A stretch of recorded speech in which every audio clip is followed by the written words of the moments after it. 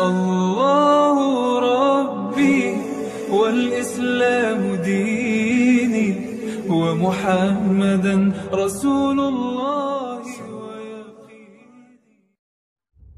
Jadi dalam kehidupan itu tidak akan berjalan sempurna seperti yang ingin kita rasakan. Selalu akan ada perbedaan pandangan.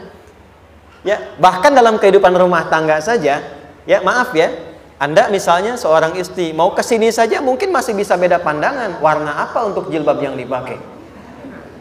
Ya, dengan suami bisa berbeda. Papa, bagus yang mana ya? Hijau atau kuning? Ah, kayaknya yang hijau deh gitu kan? Enggak, kayaknya kuning deh gitu kan? Masih mending ada dua pilihan. Begitu dipakai, pink. Bisa berbeda. Anak bisa berbeda. Jadi kesan pertama yang ingin dibangun bahwa dalam kehidupan sudah pasti akan ada keragaman pandangan. Dan yang kedua, yang tidak normal, keragaman pandangan itu boleh jadi melahirkan tindakan-tindakan yang kontraproduktif. Mungkin akan mendapatkan celaan. Allah dicela. Malaikat dicela. Rasul dicela, Nabi dicela, sahabat dicela, tabi'in dicela, ulama dicela. Kita siapa yang mungkin belum menjadi bagian dari orang-orang itu dan ingin bebas dari celaan? Itu mustahil. Jelas sampai sini? Jadi kalau mendapatkan celaan, berbahagialah, berarti kehidupan kita normal. Jelas? Pernah mendapatkan celaan dalam hidup? Halo? Pernah disoal oleh orang lain? Pernah direndahkan oleh orang lain? Nah, Allah tuh memberi kesan kepada kita, jangankan engkau Rasul yang paling mulia saja pernah mendapati itu. Tapi bagaimana seni mendapatkan ketahanan sehingga dalam dicela pun tetap tenang. Dalam disoal pun tetap hatinya nyaman.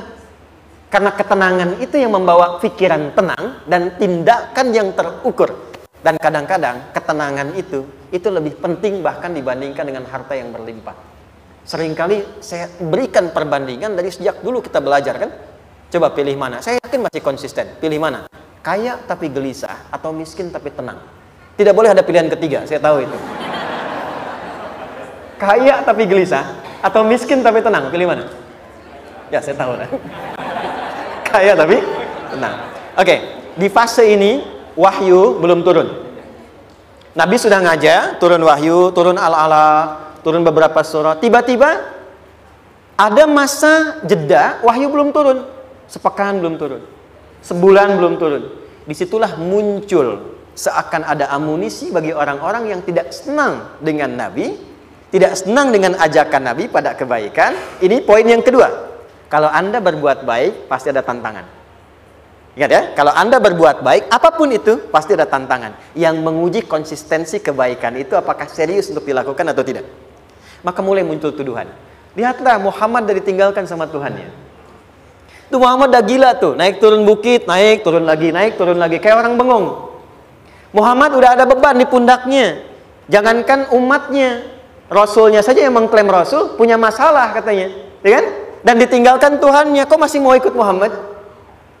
Maka dalam keadaan itulah kemudian ditunggu, naik turun, turunlah kemudian dua surah sekaligus, surah 93, surah 94, yaitu surah Ad-Duha dan Al-Insyirah. Nih. Oke. Ini materinya dahsyat ya. Penting sekali, saking pentingnya ini cepat habis tuh. Sekali lagi. Jazakallah khair. Lebih kelihatan ya. Baik, yuk pelan-pelan.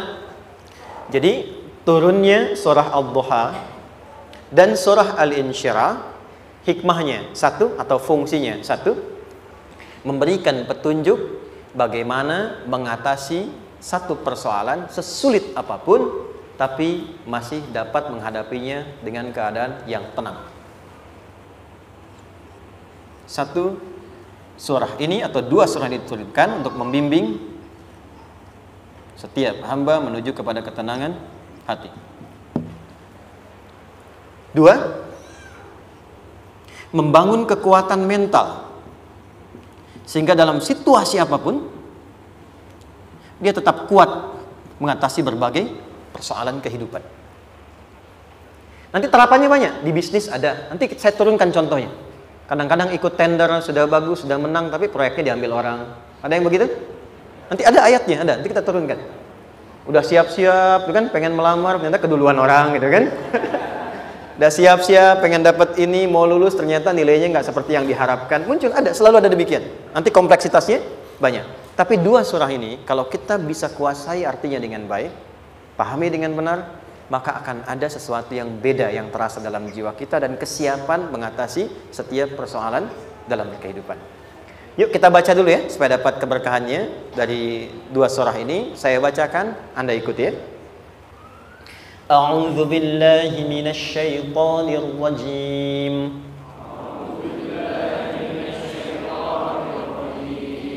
Bismillahirrahmanirrahim. Wadduha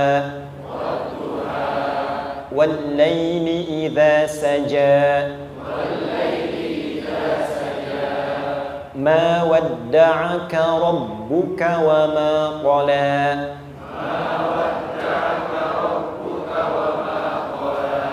ma wadda'aka rabbuka wa ma qala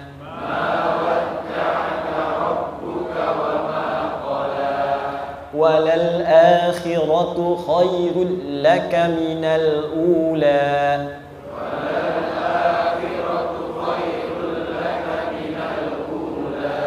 wala sawfa yu'tika rabbuka fatarda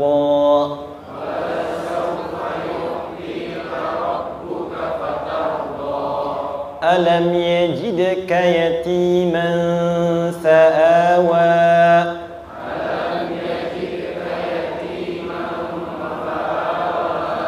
ووجدك ضالا فهدى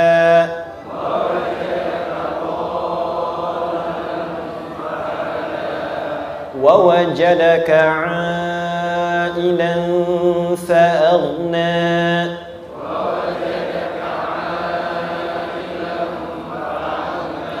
فأما اليتيم فلا تقهر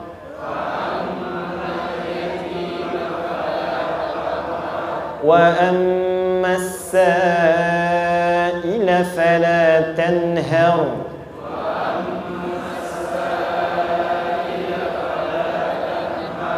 وأما بنعمة ربك فحدث.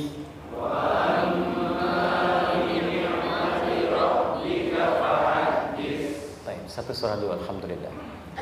Izin saya bacakan tadi untuk diikuti, supaya setidaknya kalau kita pulang dan ditanya bagaimana hidupmu engkau jalani, seperti apa engkau berinteraksi dengan Quran yang telah aku turunkan, maka kita pernah menjawab, ya Allah kami pernah baca akan itu. Jangan pernah kita berkehidupan sampai wafat dan tidak pernah berinteraksi dengan Quran walaupun sekedar membacanya. Wadduha, aku bersumpah, setiap huruf waw yang berada di awal kalimat di satu surah itu makna utamanya berarti sumpah. Ya, qasam, sumpah. Seringkali diartikan demi, ya. Wal asri, demi masa. Wal fajri, demi waktu fajar. Wal laili, demi malam. Intinya sumpah. Sebentar, pelan-pelan. Kalau Allah menyampaikan sesuatu kepada kita, yakin tidak? Saya ulang, yakin tidak? Serius? Hah? Kalau yakin, kenapa tidak dilakukan? Ya, itu pertanyaan besar ya. Baik, kalau Allah menyampaikan, tidak bersumpah pun, harusnya kita yakin. Tapi kalau Allah bersumpah, dalam kaidah ilmu tafsir, berarti ada sesuatu yang sangat penting, yang saking pentingnya akan sangat dibutuhkan oleh setiap hamba, sehingga diminta setiap hamba itu fokus menyimak apa yang mau disampaikan. Bahkan saking pentingnya menyimak itu, Allah bersumpah. Jelas?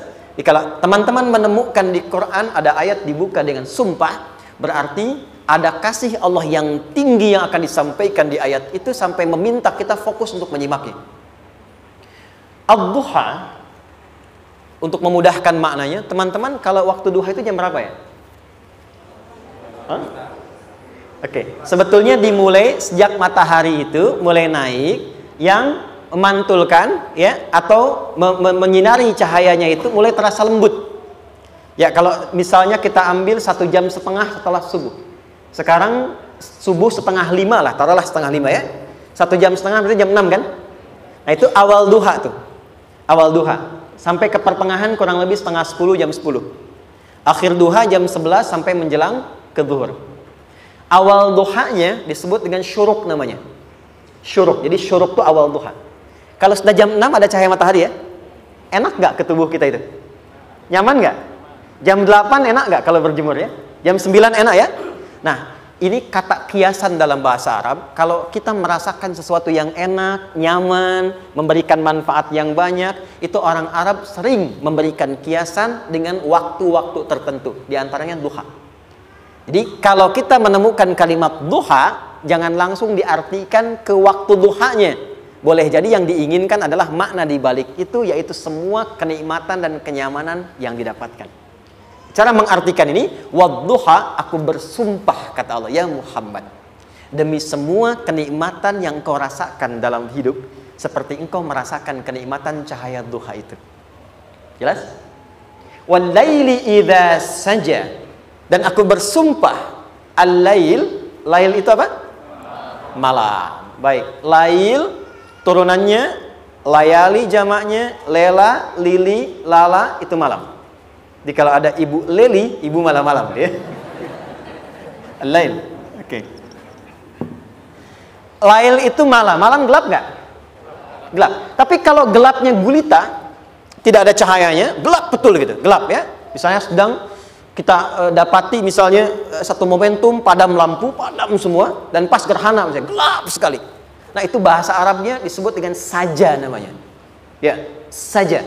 Wal laili idza saja. Dan malam apabila telah gulita. Zaman Nabi kan gak ada lampu. Ya, belum ada PLN, ya, dan seterusnya. Jadi gelapnya betul-betul gelap. Saya mau tanya sebentar. Biasanya kalau situasi gelap itu mudah nggak menemukan benda tertentu? Melangkah mudah atau sulit? Tidak mudah untuk dilakukan kan? Dalam bahasa Arab, kalau kita ingin mengungkapkan satu kegamangan yang luar biasa, sampai kita merasakan gelap dan sulit melangkah. Bukan hanya karena nggak ada cahaya, mungkin karena ada pekerjaan tertentu yang menyulitkan, masalah tertentu yang menyulitkan, sehingga merasa seakan-akan kita tuh gelap. Makan nggak enak, melangkah susah. Pernah nggak merasakan situasi yang saking beratnya satu beban itu seakan-akan makan nggak mau, melangkahnya berat, ada vertigo, kadang-kadang pusing. Pernah merasakan itu? Itu bahasa Arabnya walaili idza saja. Perhatikan kalimatnya, ya Muhammad sallallahu alaihi wasallam, aku bersumpah demi semua kebahagiaan dan kenikmatan yang engkau pernah raih seperti merasakan kenikmatan cahaya duha. Dan mungkin persoalan hidup yang pelik yang membuat engkau merasakan kesulitan seakan-akan merasa di suasana gelap yang gulita. Ma wadda'aka rabbuka wa ma qala. Tanamkan dalam jiwamu yang paling dalam, aku tidak akan pernah meninggalkanmu. Ada suami pulang dari pekerjaan, mendapati istri sedang termenung dan mengalir air matanya. Tiba-tiba suaminya datang mengatakan, hangat sekali pada istrinya, di sampingnya, membelainya dan mengatakan, "Ma, demi semua suka yang pernah kita lalui bersama, dan demi duka yang mengalirkan air matamu saat ini pun, tanamkan dalam hatimu yang paling dalam, Papa akan selalu bersama Mama dalam setiap situasi itu." Kira-kira para ibu merasakan itu bagaimana perasaannya? Masa sih? Tapi itu menarik loh. Menarik ya. Jadi kalau teman-teman ngaji surat Yusuf, di surat Yusuf itu laki-laki diilustrasikan dengan matahari, perempuan diilustrasikan dengan rembulan. Ya. Inni ra'aitu ahada asyara kaukaba wasyamsa wal qamara ra'aituhum li sajidin. Ayah, aku melihat bulan dan matahari serta 11 gemintang sujud hormat kepadaku. Jadi matahari diartikan itu sebagai laki-laki, suami, ayah. Kenapa disebut matahari? Diilustrasikannya, matahari itu kan menyengat dengan kuat. Kalau kita menjemur, mengeringkan pakaian, melindungi.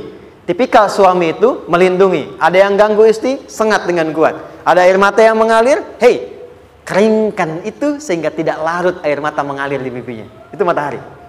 Sebaliknya rembulan. Rembulan itu kan enak dipandang, bukan bulannya ya. Bukan bulannya. Kalau bulannya kan desainnya nggak sempurna, baik terlihat. Tapi cahaya rembulannya tampil dengan indah, tampil dengan baik, enak dipandang, menenangkan dan tidak tertukar. Jangan sampai ada istri jadi matahari, suami jadi rembulan. Jelas ya? Dengan kekuatan bulan aku menghukummu, ya kan? Itu salah. Oke. Tahan sampai sini, tahan. Lihat baik-baik. Saya berhenti sampai sini dulu. Kalau di Quran ada ayat menyebutkan, tidak spesifik orang yang disebutkan dan kapan kejadiannya, maka peristiwa itu akan terjadi dan dialami oleh kemungkinan generasi berbeda di setiap masa dengan tokoh berbeda tapi perasaan yang serupa. Sebaliknya, kalau disebutkan namanya, jelas identitasnya, kapan kejadiannya, maka peristiwa itu hanya akan menimpa orang tersebut dan tidak akan dialami lagi orang lain setelahnya. Saya tanya dulu yang akhwat, yang perempuan, kenal Maryam? Kenal, bagus. Kenal di mana? Maryam anaknya Imran, mengandung, melahirkan Isa alaihissalam, Yesus Mesias, tanpa disentuh laki-laki manapun. Dan di Quran identitasnya disebutkan langsung, Maryam binti Imran, wa Maryam ibnata Imran. Ini menunjukkan kesan bahwa yang mengandung dan melahirkan tanpa disentuh laki-laki manapun, itu hanya Maryam anaknya Imran. Ingat ya, mengandung, melahirkan tanpa disentuh laki-laki manapun. Bukan mengandung, melahirkan tanpa suami, kalau itu banyak dia. Ya, mengandung, melahirkan tanpa disentuh laki-laki manapun. Hanya Maryam binti Imran. Tapi kalau nggak disebutkan siapa orangnya, kapan kejadiannya, tidak detail disebutkan, ini artinya situasi itu akan dialami kembali oleh orang di masa depan dengan generasi yang berbeda, tapi substansi yang sama. Pertanyaannya, pernahkah kita mengalami situasi yang sulit sampai seakan merasa gelap? Nah, baik, maka adab yang pertama, jika mengalami situasi seberat apapun dalam berkehidupan, maka dekati Allah Subhanahu wa Ta'ala. Ini awalnya, dekati Allah. Apalagi kalau ada yang mengatakan ini nggak mungkin, ini nggak akan terjadi, ini nggak bisa. Kalau sudah ada tanda seperti itu tanda langsung dari Allah supaya Anda diminta langsung mendekat kepada Allah dan tinggalkan semua makhluk. Karena Allah hanya akan mengabulkan langsung kepada Anda tanpa perantara siapapun. Itu yang terjadi pada Nabi Zakaria. Ini nggak mungkin, ini mustahil. Maka beliau langsung memohon kepada Allah dan langsung menyebutkan, ya Allah, saya minta darimu saja, tidak dari yang lain. Maka dikabulkan seketika. Jadi yang pertama, jika punya kesulitan sebesar apapun, seberat apapun, cepat dekati Allah. Maka di situ akan dijawab langsung oleh Allah, ma wadda'aka rabbuka wa ma qala. Hambaku, sepanjang engkau mendekat kepadaku, maka yakinkan dalam dirimu, situasi apapun yang kau rasakan, aku tidak akan pernah meninggalkanmu. Sudah? Satu? Paham sampai sini? Oke. Pelan-pelan ya. Saya belum bicara caranya. Saya baru bicara di awal motivasinya. Dekati Allah dulu, nanti caranya didetilkan di surah Al-Insyirah. Teruskan. Ma wadda'aka rabbuka wa ma qala. Walal akhiratu khairul laka minal. Perhatikan. Hei, seberat-berat bebanmu saat ini, ingat, satu saat akan tuntas. Dan ini pun ujian. Kalau sudah meninggal, gak ada ujian lagi. Dan nanti kehidupan yang sekarang, apapun yang kau pertentangkan, perdebatkan, perselisihkan, itu semua akan ditinggalkan. Jadi ternyata Allah mengungkap hakikat kehidupan dunia. Apapun yang diperselisihkan, tuh unik ya. Orang berselisih pada yang akan ditinggalkan. Aneh nggak? Ada orang berebut makanan, ya kan? Rebutan sampai berkelahi dan sebagainya. Pada akhirnya, makanan yang diperebutkan itu pun akan ditinggalkan. Yang ini meninggal, itu meninggal. Jadi memperebutkan sesuatu yang pada akhirnya akan berakhir. Kata Allah, Allah sampaikan, jika Anda mengalami situasi, sesuatu yang mungkin membuat berat, tanamkan pada jiwa kita, hei, yang aku kejar-kejar ini, boleh jadi aku akan tinggalkan juga. Kenapa aku harus menangisi dan larut pada sesuatu yang tidak abadi? Maka Allah hibur kita dengan mengatakan, kamu tenangkan diri dulu. Semua yang kamu pikirkan sampai membuat kamu berat begini, pada akhirnya kamu tinggalkan. Dan yang abadi itu akhirat. Walal akhiratu khairul laka minal. Dua, pelan-pelan sikapi setiap masalah dengan proporsional. Jangan terlalu larut dalam sesuatu. Dapat job satu, pengen, dah siap, kontraknya besar, tiba-tiba hilang. Dipikirin, Anda mikirkan itu pun nggak akan balik. Proporsional aja dulu. Ya, nanti caranya akan turun nanti di alim syirah. Tenangkan diri dulu. Prasangka baik kepada Allah Subhanahu wa taala. Boleh jadi apa yang Allah ingin berikan sebagai pendahuluan sekarang belum sampai kepada kita karena Allah menyiapkan yang lebih baik di balik itu. Kita belum tahu ada apa di balik itu sehingga kita tidak dapatkan itu. Sehingga kemudian Allah katakan walal akhiratu khairul laka minal ula. Teruskan wala saufa yu'tika rabbuka. Pelan-pelan, orang yang punya sikap seperti ini itu cenderung lebih dekat mendapatkan ridha Allah dibandingkan dengan orang-orang yang larut dalam kesulitan. Orang yang move on dengan setiap persoalan dalam kehidupan, cepat berpikir secara proporsional, tidak menggantungkan hidupnya pada persoalan tertentu sehingga membuat dia menjadi beban, itu lebih mendekatkan dirinya kepada ridha Allah dibandingkan dengan orang yang meratapi persoalan hidupnya. Ya. Pelan-pelan. Jadi spiritnya, kalau punya masalah apapun, jangan dilarutin terus. Gak usah diratapi, cepat move on. Berpikir lagi, rencanakan lagi. Nanti, detailnya ada di Al Insyirah. Tapi poin besarnya, janji Allah mengatakan, kalau Anda bisa move on, proporsional, maka yang dijanjikan oleh Allah, di situ Allah percepat datangnya ridha Allah Subhanahu wa taala. Kalau ridha Allah sudah datang, maka akan dua yang diberikan. Pertama kali, ketenangan di dalam jiwa, dan yang kedua, kemampuan untuk berikhtiar lebih baik mencapai apa yang diinginkan. Satu, kalau ridha Allah sudah diberikan pada seorang hamba, yang pertama diberikan ketenangan dalam jiwa. Bukan dunianya dulu. Bukan apa yang Anda ingin harapkan dulu. Pengen sesuatu, ya, pengen materi, pengen kedudukan, pengen lulus anaknya ujian, ya kan? Tiba-tiba terjadi sesuatu, diratapin, alih-alih meratap, alih-alih membuat status, alih-alih menyulitkan diri, kata Allah, terima dulu proporsional. Setelah itu dekatkan diri kepada Allah, turun ridha Allah, begitu turun yang pertama diberikan ketenangan kepada hati. Tenang dulu. Kalau sudah tenang, nanti dibimbing menyelesaikan apa yang sedang dihadapi itu. Itu poin yang ketiga. Pelan-pelan. 4. Kita masuk ke detail sekarang. Perhatikan baik-baik. Ini yang paling menarik. Alam yajidka yatiman fa'awa. Muhammad SAW, bukankah dulu engkau yatim? Punya banyak masalah? Aku selesaikan juga. Ayahmu meninggal sebelum lahir, ada ibu. Ibu meninggal, ada kakek. Kakek meninggal, ada paman. Ya kan? Ada teman yang menemani Sayyidah Khadijah, teman yang setia, semua kebutuhan tersedia. Artinya Pak, perhatikan baik-baik. Kalau Anda punya masalah sekarang, jangan sampai melupakan yang dulu-dulu pun pernah tuntas Allah selesaikan. Jadi kalau sekarang sedang punya persoalan, jangan sampai satu masalah ini membuat Anda kehilangan harapan dan kehidupan. Sementara Anda sadar, dulu pun banyak masalah kok selesai juga. Kenapa dengan yang satu ini kita harus jatuh? Sekarang usia berapa? 20, 30, 40, 50. Sekarang usia 50 tahun, ada masalah, baru 5 menit datang, sudah merasa jatuh. Yang 50 tahun ke belakang yang banyak selesai itu kita nilai atau tidak?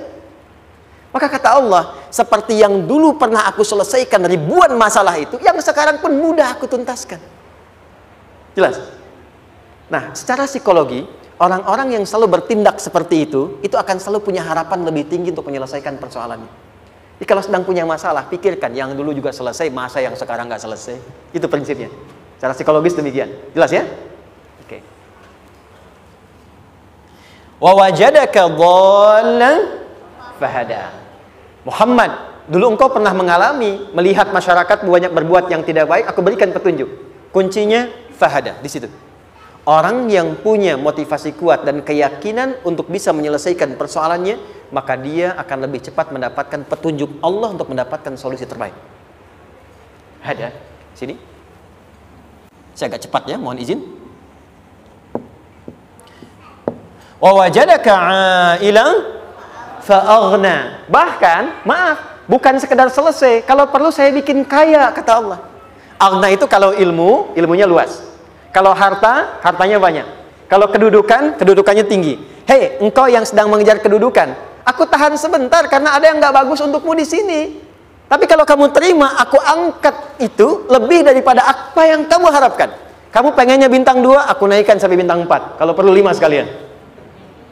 Hei, kamu yang ingin kampus di sini, aku tahan. Bahasa kamu nggak lulus, kamu nangis, kamu mengadu, kamu datang pada orang tuamu.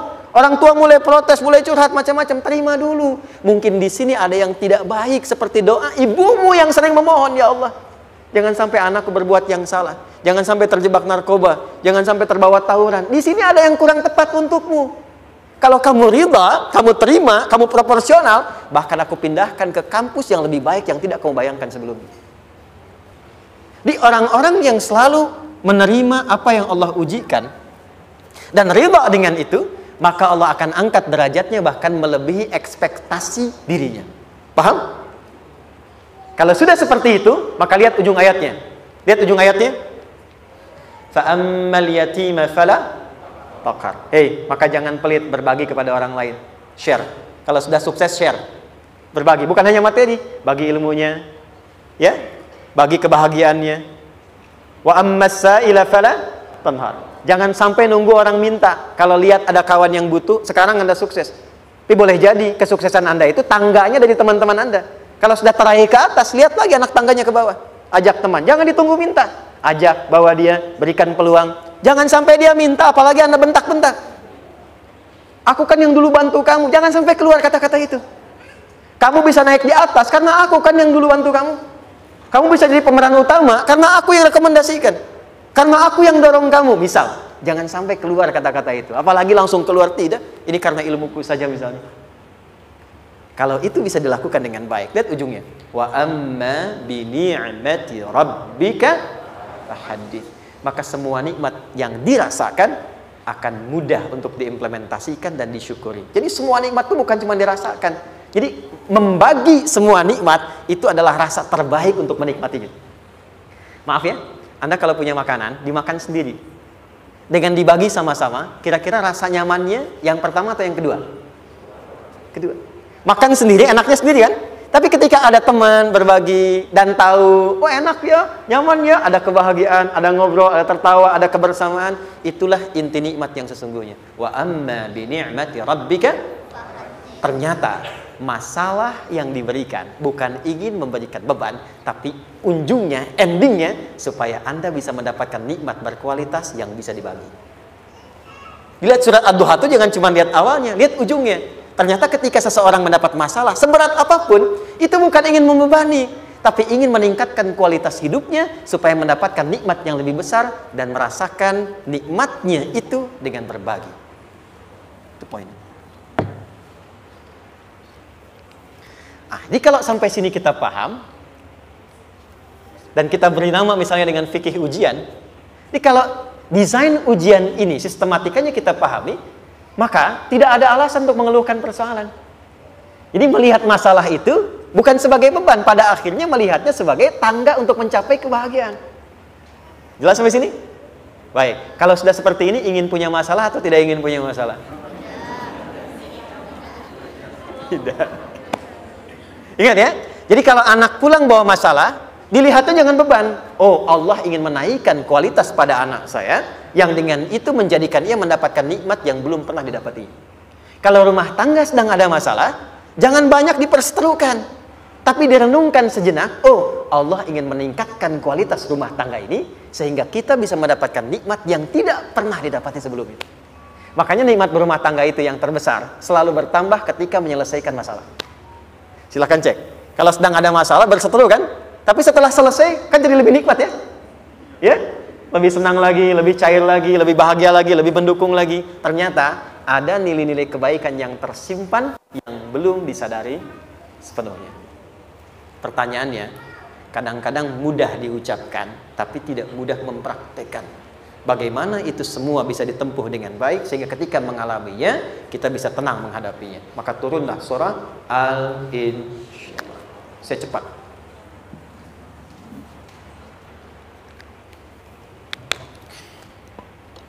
Teman-teman, ini apa? Kelas ya? Baik, pelan-pelan sedikit. Kira-kira volumenya besar kecil? Kecil ya? Baik. Kalau saya bandingkan dengan gayung, volumenya besar mana? Gayung ya? Baik. Kalau ini saya perlebar, sehingga bisa memasukkan apapun ke dalamnya, itu bahasa Arabnya disebut dengan insyirah namanya. Jelas? Meluaskan sesuatu sehingga terlihat lapang, sehingga memudahkan setiap hal masuk ke dalamnya. Itu insyirah namanya. Surah ini diberi nama dengan surah Al-Insyirah, yang berarti sesuatu yang lapang, yang tenang, yang nyaman.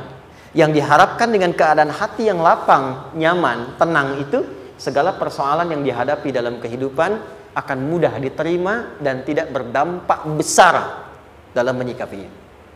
Maka bagaimana kemudian Allah memberikan turunan-turunan petunjuk supaya apa yang diharapkan ini bisa tercapai?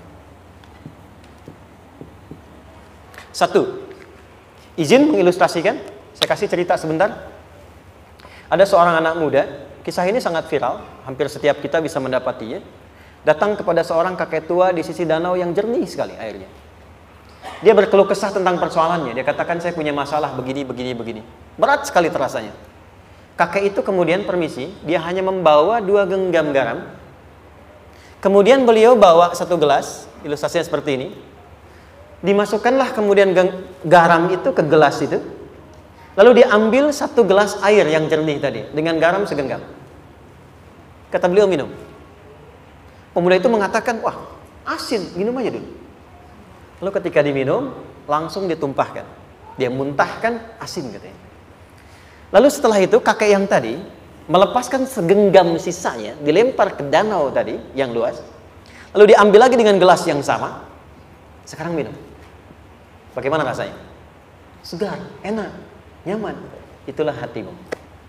Kalau hatimu sempit sesempit gelas ini, maka masalah sekecil apapun akan selalu menghadirkan kesulitan seperti engkau menelan garam tadi. Tapi kalau hatimu luas, sebesar apapun masalah, tidak akan pernah berdampak pada dirimu kecuali engkau mampu menyusun rencana untuk mengatasinya. Kelapangan hati yang membuat diri kita mampu menerima persoalan apapun, itu yang disebut dengan insyirah. Makanya dulu tahun 90-an ada sinetron Hati Seluas Samudra gitu ya. Saya pernah tahu itu. Sama anaknya diapa-apain juga, masih aja ya menerima gitu. Dulu siapa ya? Jeremy Thomas dan lain-lain ya. Saya kira ada itu. Ya, saya kira itu ya. Saya pernah lihat sejenak ya. Saya jarang-jarang nonton itu. Pernah lihat aja. Saya senang riset. Jadi kalau riset itu ada riset dakwah, ada riset materi. Saya teman-teman yang musik gitu ya. Saya tidak terlalu dekat dengan musik karena saya di Quran gitu. Tapi untuk mengetahui hukum musik itu bagaimana, saya riset. Sampai ke notasi saya tahu. C, D, F, G, A, B, C, G, A, B, C, D, F, G, D, F, G, A, B, C, D, A, B, C, D, F, G, A, F, G, A, B, C, D, E, B, C, D, E, F, G, A, B, F, G, A, B, C, D, A, F, G, A, B, C, gitu kan ya? Ya, tapi kalau diminta piano, gitar, ini saya nggak bisa. Ya, tapi untuk menentukan hukum, nah kita bisa paham gitu. Misalnya boleh nggak baca Quran pakai langgam Jawa gitu kan? Nah, hukumnya apa? Nanti dari teori itu muncul. Ya, paham ya? Nah, oke, balik sini. Perhatikan baik-baik. 1, saya agak cepat. Ini ditafsir langsung turun Al-Insyirah. Yang pertama, alam nashrah laka sadrak wa wada'na anka wizrak alladhi anqadha dhahrak. Tahan sampai sini dulu, 3 ayat. Saya mulai dari ayat kedua dan ketiga. Perhatikan baik-baik. Wa wada'na anka wizrak alladhi anqadha dhahrak. Artinya apa? Artinya satu beban yang diletakkan di pundak yang berpengaruh kepada semua bagian tubuh. Kita pernah melakukan atau melihat yang angkat beban ya? Beban kan semakin berat diangkat, semakin terasa ke bagian-bagian tubuh ya, ke semuanya. Nah, itu namanya wizrak alladzi anqadha dhahrak. Beban yang dipikul yang berat sekali sampai semua merasa. Makanya jadi satu ungkapan dengan mengatakan dia sedang memikul beban yang sangat berat. Sampai kepalanya pusing, tidur nggak nyaman, miring kanan, miring kiri. Itu namanya ya alladzi anqadha dhahrak. 1.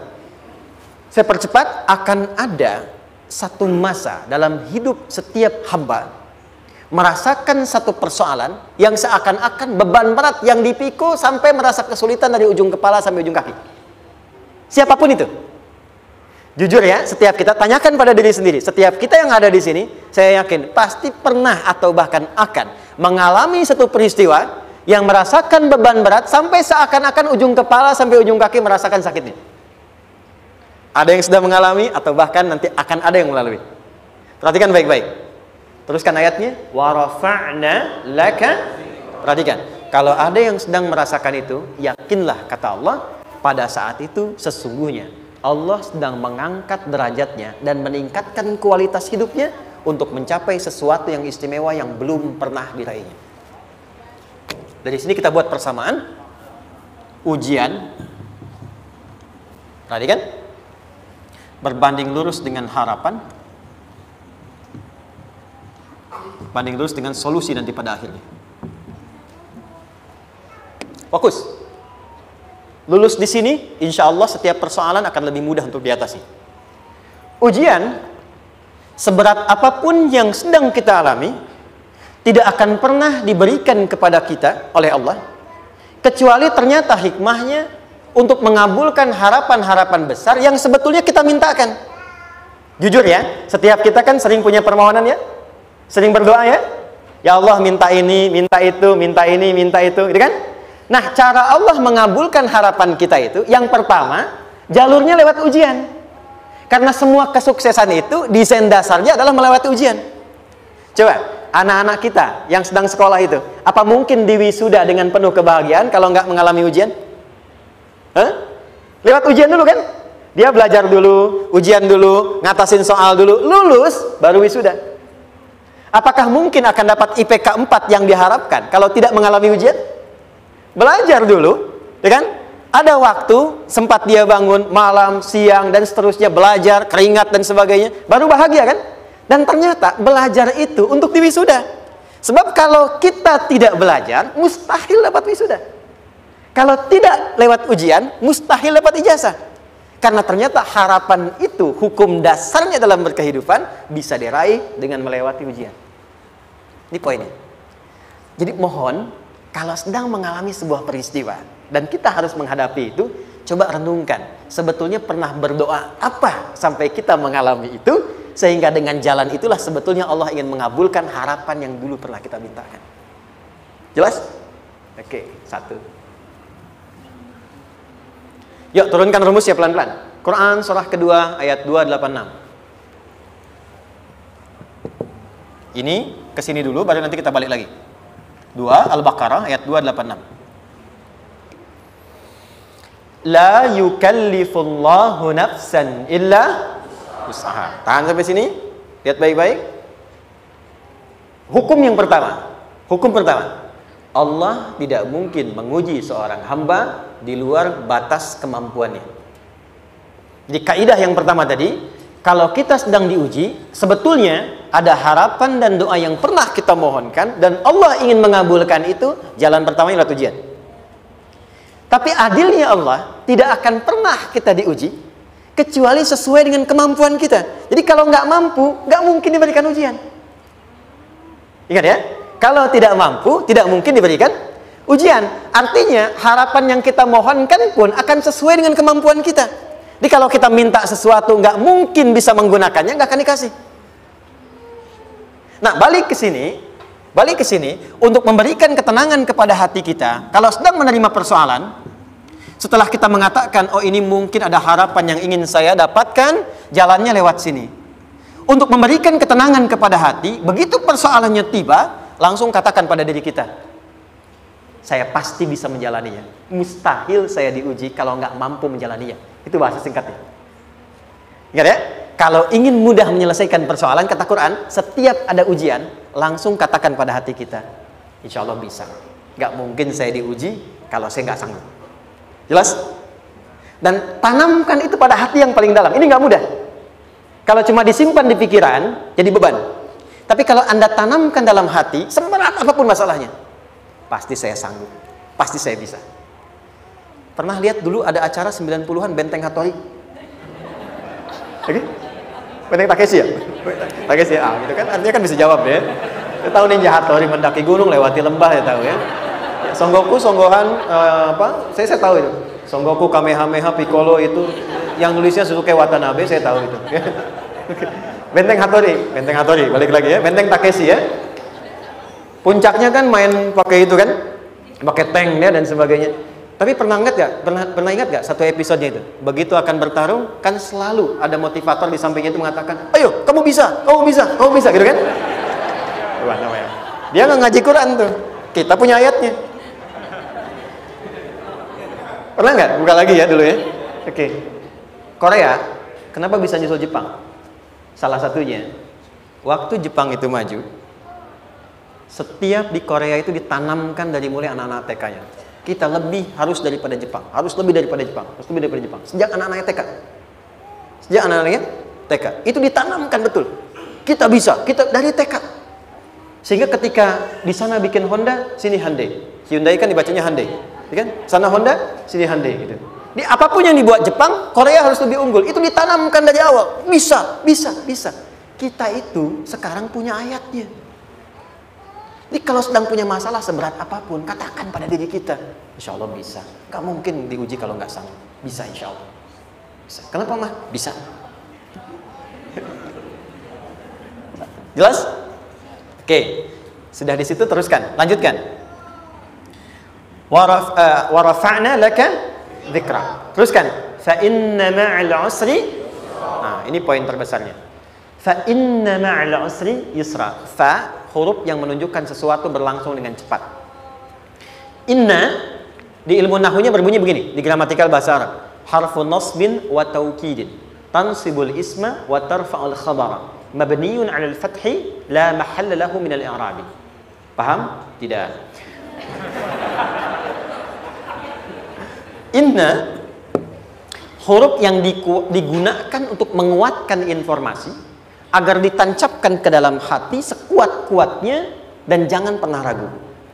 Jadi kalau orang Arab itu nancapkan tongkat begini dan kuat, tidak goyah, itu nasab namanya. Nasabar rajul asahu fil ardi. Inna ini harfu nasab. Jadi kalau ada di Quran dibuka informasinya dengan inna, maksudnya begini, hei, tancapkan informasi dalam hatimu dengan kuat, jangan pernah ragu. Yakinkan pada dirimu. Apa yang harus diyakinkan? Ma'al usri yusra. Inna ma'al usri yusra. Usrun sama dengan yusrun. Lari ke sini. Oke. Apa artinya usrun? Sulit. Oke. Sulit itu ada dua. Ada sa'bun, ada usrun.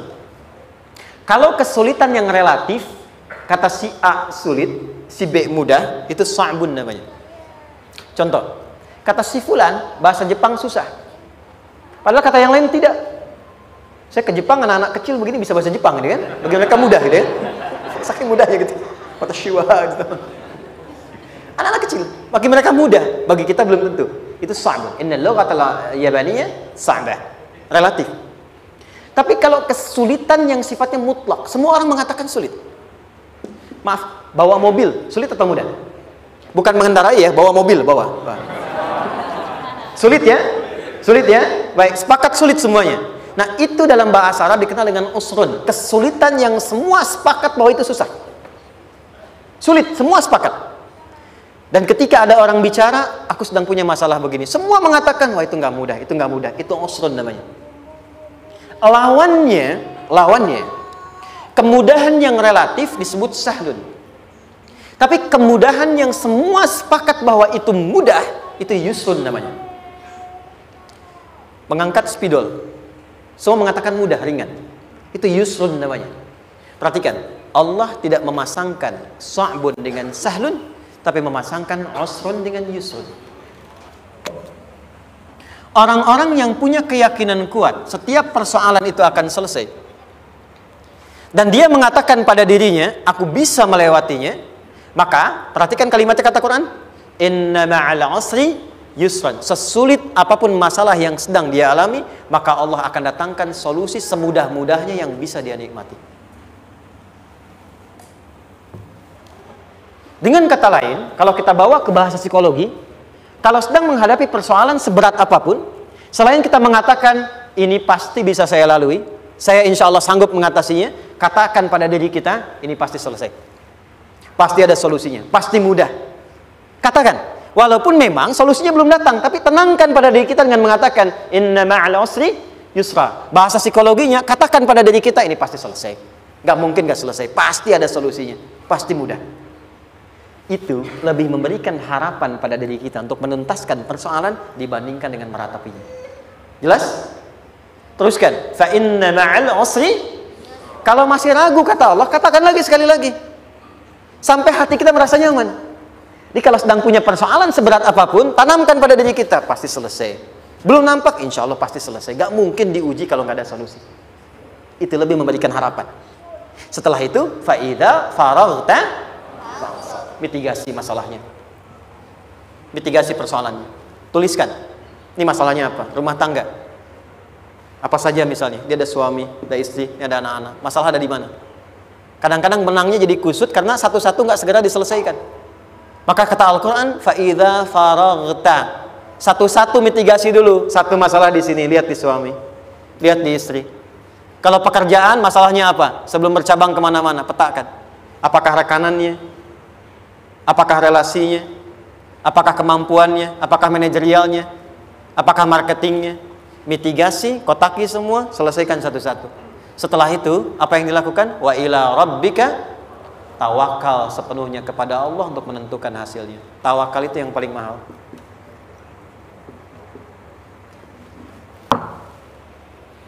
Anda kalau nggak punya kepasrahan, stres. Karena selalu memikirkan apa yang mau dikerjakan dan selalu orientasi pada hasil. Kita punya tawakal. Kalau kita mampu menyerahkan sesuatu, gini. Di sini ada orang yang paling jago misalnya main basket. Ada pertandingan basket. Begitu dibuka, udah tim musyawarah serahkan aja pada si fulan. Kan? Dia yang paling jago, dia. Bukankah dengan menyerahkan itu bukan hanya kita berikan sebuah tugas, ya kan? Tapi dengan itu ada kelapangan tersendiri kan? Yakinlah sukses, ini paling hebat. Pernah ada perasaan gitu? Sekarang, siapa yang paling mampu menguasai? Siapa yang paling hebat menyelesaikan segala hal? Siapa yang punya segalanya? Bukankah Allah? Orang-orang yang punya tingkat tawakal yang tinggi. Maka satu, dia akan lebih stabil keadaan mentalnya dan tidak akan pernah gelisah dengan kekecewaan. Gak ada kecewa. Karena tawakal itu kalau sudah kepasrahan pasti menerima hasil. Kalau sudah tawakal, terserah Allah tetapkan apa saja. Mau dapat sekarang, dapat besok, dapat nanti.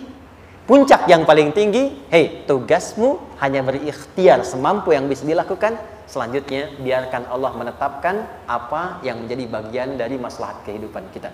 Saya tutup. Cara Allah menjawab harapan kita ada 3. 1. Memberi langsung apa yang kita mintakan. 2. Menunda itu sampai kita siap menerimanya. 3. Mengganti apa yang kita inginkan dengan apa yang kita butuhkan. Saya ulang ya. 1. Memberi langsung apa yang kita mohonkan. Misal, ya Allah saya ingin A misalnya, anak saya pengen ke ITB. Tapi nggak mungkin tiba-tiba langsung masuk ITB kan? Pasti lewat ini dulu kan? Ada ujian dulu, ikut tes dan seterusnya diterima sesuai. 2. Kadang menunda sesuatu sampai dia sanggup menjalaninya. Anda punya anak usia 5 tahun, pengen diberikan motor. Anda mampu untuk memberi motor, dikasih nggak? Tidak. Sampai dia sanggup mengendarai motor, baru Anda berikan. Terkadang ada yang kita minta sekarang, tidak didapati sekarang. Tapi ternyata tahun depan kita dapat. Kita harus sadar bahwa anugerah yang kita dapatkan tahun depan itu sebetulnya adalah hasil doa kita di tahun ini. Pernah dengar nggak kisah viral? Nabi itu berdoa, baru dikabulkan setahun setengah. Setahun 6 bulan. Padahal itu Nabi loh. Kiblat pertama kita kemana? Palestina kan? Baitul Maqdis kan? Nabi berdoa, mohon terus nengok ke langit. Al-Baqarah 144, minta, jawabannya turun setelah setahun setengah. Setahun 6 bulan. Ada yang mengatakan di tafsir setahun 8 bulan. Baru dikabulkan setelah setahun setengah. Padahal kurang soleh apa Nabi?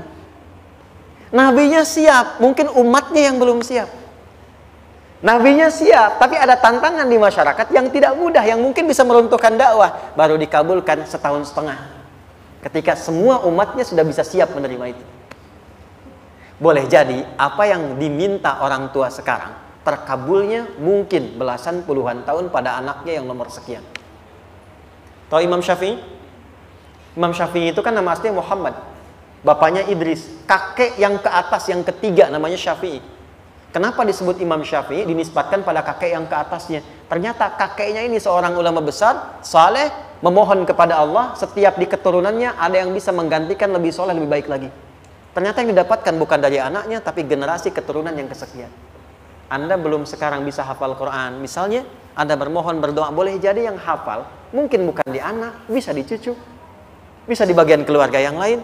Maka terkadang tawakal itu tidak hanya memberikan hasil yang cepat, tapi memberikan keindahan yang terasa tertunda, tapi melengkapi kebahagiaan yang dirasakan. Penutupnya, boleh jadi minta ke ITB, diterimanya di Unpad. Minta motor, dapatnya mobil. Kalau itu senang, luar biasa. Minta mobil, dapatnya motor, gitu kan?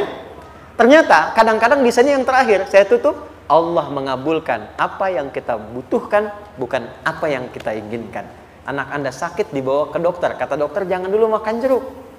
Maka Anda pulang, dia minta jeruk, Anda berikan apel. Saya nggak mau apel mah, saya pengennya jeruk. Gak apa-apa nah, ini apel rasa jeruk misalnya kan, Anda berikan. Ternyata apa? Bukan ingin menyakiti dan tidak mengabulkan keinginan anak, tapi lebih memberikan apa yang dia butuh. Kadang-kadang maaf ya, teman-teman mintanya proyek A, udah capek, di situ nggak dapat, dapatnya di yang lain. Teman-teman, itu Allah berikan sebetulnya hasil ikhtiar Anda yang sebelumnya. Cuma dikasih yang lebih baik, yang tidak Anda pernah bayangkan maslahat.